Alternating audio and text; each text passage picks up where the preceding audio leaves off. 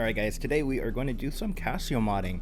Now the Casio F-91W notoriously has a terrible backlight, but I've recently gotten into upgrading those backlights, making them a little bit brighter, and I want to see how it would work with a negative modification to this watch here. So we're going to make this a negative display. First up, we have to, of course, disassemble the module here. All these little metal clips, we need to just unclip those and start removing it piece by piece.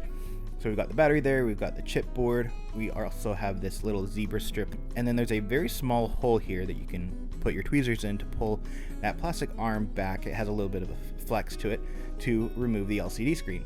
And here's a diagram, credit to Shadow Jerry on Reddit, of the layers of the screen, but essentially what we can see here zoomed in is these 4 different layers, and that very front one is the one we want to remove.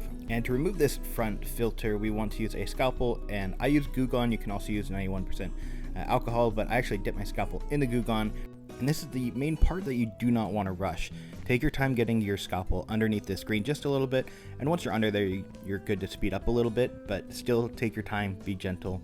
And once you get to the bottom of the screen, you're going to notice there's some residue left over. That's to be expected.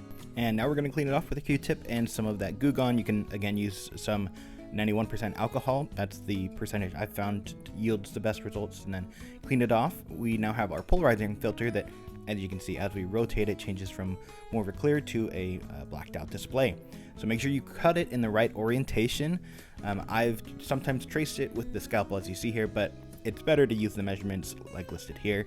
Cut out to the right size, and then it should have a little plastic layer that is protecting the adhesive that you can then pull off very satisfyingly, and then very carefully and slowly put that filter on, squeegee it on a little bit, get rid of all of those air bubbles.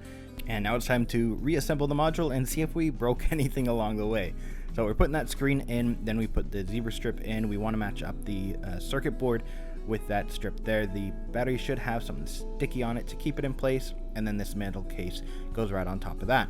You might have to reset by those contacts up in the top right, but mine's going fine, and the light's looking promising. I'm really curious to see how it's going to look with this negative display. We're just putting that module back in. Of course, be careful of those arms on the side that you don't bend or break them when you're putting the case back in.